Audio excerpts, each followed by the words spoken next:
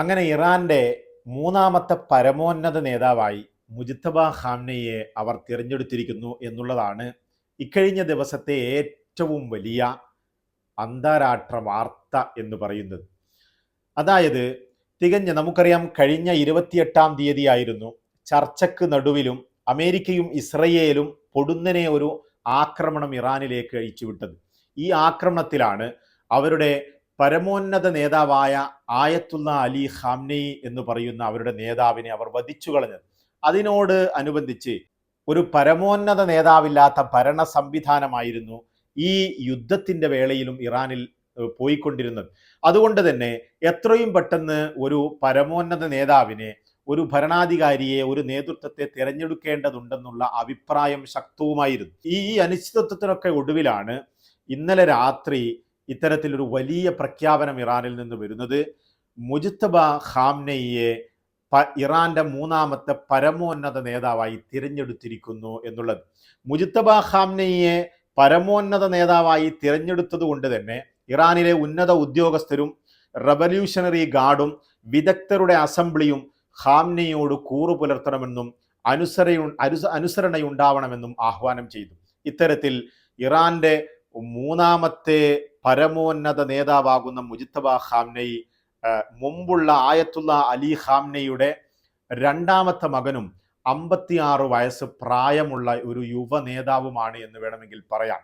അതായത് അദ്ദേഹം യുവാവല്ല, എന്നിരുന്നാലും ആയത്തുള്ള അലി ഖാംനെയെ സംബന്ധിച്ചിടത്തോളം കുറച്ചുകൂടി യുവത്വം തുളുമ്പുന്ന ഒരു നേതാവിനെയാണ് ഇറാൻ ജനതയ്ക്ക് ലഭിച്ചത്.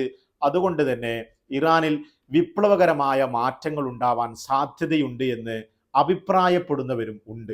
ഏതായാലും ഈ മുജ്തബ ഖാംനെയിയെ പരമോന്നത പദവിയിലേക്ക് ഇരുത്തുമ്പോൾ ഇത് അമേരിക്കൻ പ്രസിഡന്റ് ഡൊണാൾഡ് ട്രംപിന്റെ മുഖത്തേറ്റ അടിയാണ് എന്ന് തന്നെ വേണം പറയാൻ. കാരണം കുറച്ച് ദിവസങ്ങളായി ഇനി അടുത്ത ഇറാന്റെ പരമോന്നത നേതാവിനെ തിരഞ്ഞെടുക്കുന്നതിൽ എനിക്കും കൂടി പങ്കുണ്ടാവണമെന്നും എൻ്റെ അഭിപ്രായവും കൂടി സ്വീകരിച്ചുകൊണ്ടായിരിക്കണം ഇറാന്റെ പരമോന്നത നേതാവിനെ, അടുത്ത ഭരണാധികാരിയെ തിരഞ്ഞെടുക്കേണ്ടത് എന്ന് പറഞ്ഞുകൊണ്ടിരിക്കുകയായിരുന്നു അമേരിക്കൻ പ്രസിഡന്റ്. അതുമാത്രവുമല്ല, അദ്ദേഹം പേരെടുത്തു തന്നെ അങ്ങ് പറഞ്ഞു കളഞ്ഞു എന്നുള്ളതാണ്. അതായത് മുജ്തബയെ എനിക്ക് സ്വീകാര്യമല്ല എന്ന് അദ്ദേഹം പറഞ്ഞു.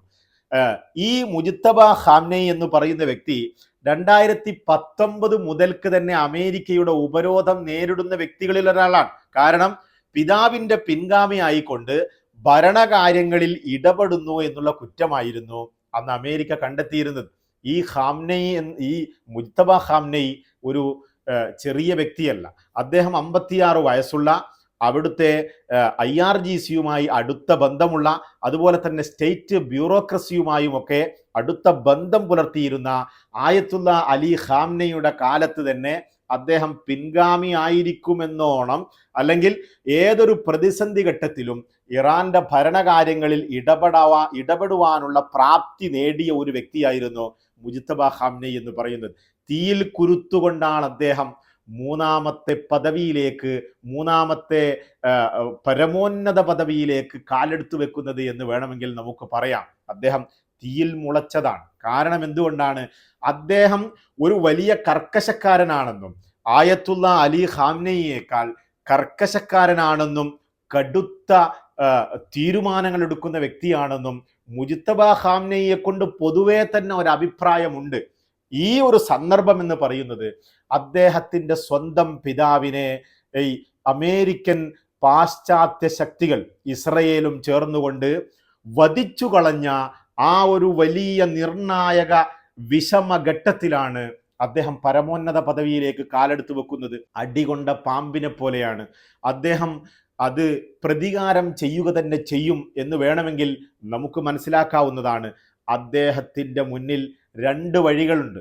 ഒന്ന്, അമേരിക്കയെയും ഇസ്രയേലിനെയും ഒക്കെ കീഴ്പ്പെട്ടുകൊണ്ട് ഇറാനിലെ മുഴുവൻ ഉപരോധങ്ങളും നീക്കിക്കൊണ്ട് മുന്നോട്ട് പോകുക എന്നുള്ളതാണ്.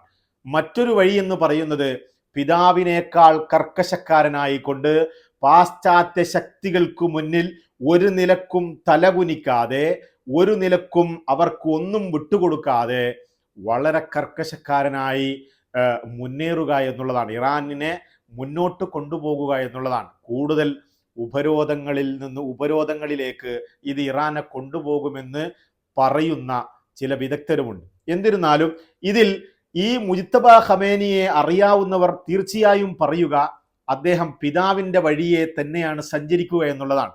അദ്ദേഹം ഇത്തരത്തിൽ അമേരിക്കൻ പാശ്ചാത്യ ശക്തികൾക്ക് ഒരു തീരാ വെല്ലുവിളിയായി ഇറാനിൽ ഉണ്ടാകുമെന്നാണ് ഇതിൽ നിന്നൊക്കെ നമുക്ക് മനസ്സിലാവുന്നത്. അതിനിടക്ക് ഇദ്ദേഹത്തെ വധിച്ചു കളയുമെന്നും മുജ്തബ ഖമേനിയെ ഏതൊരു ഞങ്ങൾക്ക് അംഗീകരിക്കാൻ പറ്റാത്ത, ഞങ്ങളുടെ അഭിപ്രായം സ്വീകരിക്കാതെ ഏതൊരാളെ തിരഞ്ഞെടുത്തു കഴിഞ്ഞാലും ദിവസങ്ങൾ കൊണ്ട് ഞങ്ങൾ വധിച്ചു കളയുമെന്ന് ഭീഷണിയുമായാണ് ഇസ്രയേലും അമേരിക്കയും ഇപ്പോൾ മുന്നോട്ട് പോയിക്കൊണ്ടിരിക്കുന്നത്. അത്തരത്തിൽ മുജ്തബ ഖമേനിക്കും ഇറാൻ ഭരണകൂടത്തിനും ഈ അടുത്തത് വലിയ വെല്ലുവിളിയാണ്.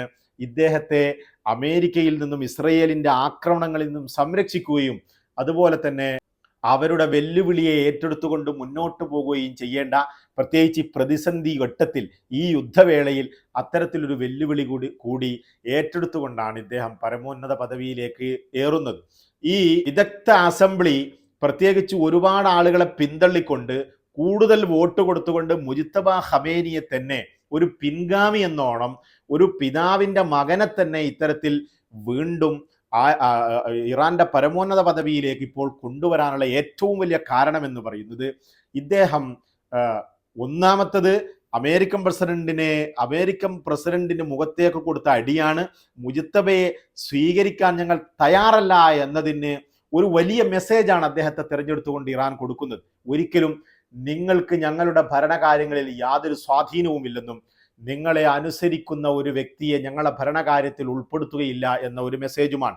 അതുപോലെ തന്നെ വളരെ വലിയ കർക്കശക്കാരനായ ഈ മുജ്തബ ഖാംനെയി പിതാവിൻ്റെ വഴിയെ തന്നെ സഞ്ചരിക്കുമെന്നുള്ള ഒരു മെസ്സേജ് കൂടിയാണ്. അതുപോലെ IRGCയുമായി, ഞാൻ നേരത്തെ പറഞ്ഞതുപോലെ IRGCയുമായി അടുത്ത ബന്ധമുള്ള ഒരു വ്യക്തിയാണ് ഈ മുജ്തബ ഖാംനെയി എന്നുള്ളത് കൊണ്ടും ഇദ്ദേഹത്തെ തിരഞ്ഞെടുക്കുവാൻ കാരണമായി എന്ന് നമുക്ക് പറയാവുന്നതാണ്. കാരണം കഴിഞ്ഞ ദിവസം നമുക്കറിയാം ഇറാന്റെ പ്രസിഡന്റ് നൈബേഴ്സ് കൺട്രികളായ ഗൾഫ് രാജ്യങ്ങളിലേക്ക് ഇനി ആക്രമണം ഉണ്ടാവുകയില്ലെന്നും അവരോട് ഖേദം പ്രകടിപ്പിക്കുകയും മറ്റുമൊക്കെ ചെയ്തുകൊണ്ടൊരു വീഡിയോ സംപ്രേഷണം ചെയ്തിരുന്നു.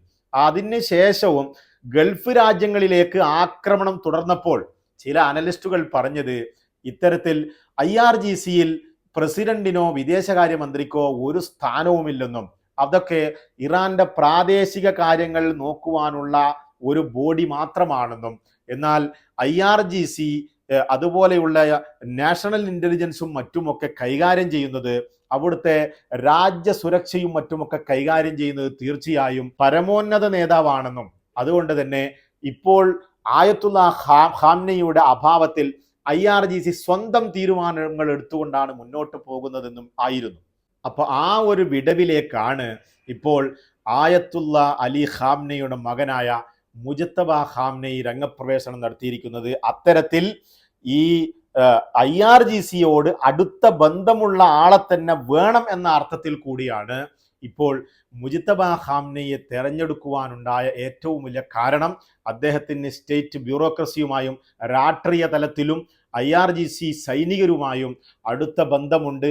ഈ വിഷയങ്ങളിലൊക്കെ പിതാവിൻ്റെ കാലത്ത് തന്നെ ഇടപെട്ടുകൊണ്ടിരുന്ന ഒരു വ്യക്തിയായിരുന്നു മുജ്തബ ഖാംനെയി എന്നതുകൊണ്ട് കൂടിയാണ് അദ്ദേഹം ഇപ്പോൾ കൂടുതൽ വോട്ടുകൾ നേടിക്കൊണ്ട് ഇത്തരത്തിൽ പരമോന്നത പദവിയിലേക്ക് ഏറിയിരിക്കുന്നത് എന്ന് തന്നെ വേണം നമ്മൾ പറയാൻ.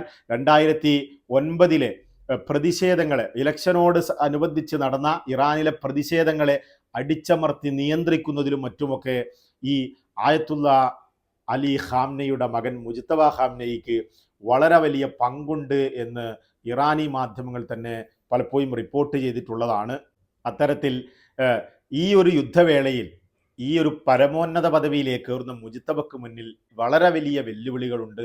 രാജ്യം ഒരു വലിയ പ്രതിസന്ധി ഘട്ടത്തിലൂടെയാണ് പോകുന്നത്. 56 വയസ്സുകാരനായ ഈ മുമ്പ് ഒരു ഇലക്ഷനെയും നേരിടാത്ത, അത്തരത്തിലൊന്നും പരിചയമില്ലാത്ത ഈ മുജ്തബക്ക് മുന്നിൽ വളരെ വലിയ പ്രതിസന്ധിയും വെല്ലുവിളിയും നേർന്ന ഇറാനെയാണ് വെച്ചു നീട്ടിക്കൊടുത്തത് എന്ന് തന്നെ വേണം പറയാൻ.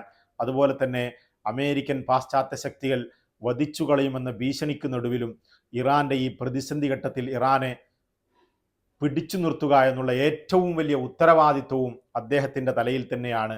എന്നിരുന്നാലും ഇത് ഇസ്രയേലിനോടും അമേരിക്കയോടും നിങ്ങളുടെ ഒരു ഭീഷണിക്ക് മുന്നിലും ഞങ്ങൾ പകച്ചു പോകുകയില്ലെന്നും നിങ്ങൾ ഭയപ്പെടുത്തിയതുകൊണ്ട് ഞങ്ങളൊരു പരമോന്നത നേതാവിനെ തിരഞ്ഞെടുക്കാതിരിക്കുകയില്ലെന്നുമുള്ള ഏറ്റവും വലിയ മെസ്സേജ് കൊടുത്തുകൊണ്ടാണ് മുജ്തബയെ ഇറാൻ്റെ വിദഗ്ധരുടെ അസംബ്ലി തിരഞ്ഞെടുത്തത് എന്ന് വേണം നമ്മൾ മനസ്സിലാക്കാൻ. വരും ദിവസങ്ങളിൽ മുജ്തബ ഖാംനയുടെ ഭാഗത്തു നിന്നുള്ള പ്രഖ്യാപനങ്ങൾ, ഗൾഫ് രാജ്യങ്ങളിലേക്കും മറ്റുമൊക്കെയുള്ള ആക്രമണങ്ങളിൽ ഇളവുണ്ടാകുമോ, അദ്ദേഹത്തിൻ്റെ IRGCയോടുള്ള കൂടുതൽ മെസ്സേജുകൾ എന്തൊക്കെയാണ്, ആക്രമണത്തിൽ ഇസ്രയേലിലേക്ക് കടുപ്പം കൂട്ടുമോ എന്നൊക്കെയുള്ളതും, ചർച്ചയ്ക്ക് വഴിയുണ്ടാകുമോ എന്നൊക്കെയുള്ളതും നോക്കി തന്നെ കാണേണ്ടി വരും. തൽക്കാലം വിട, നമുക്ക് വീണ്ടും കാണാം.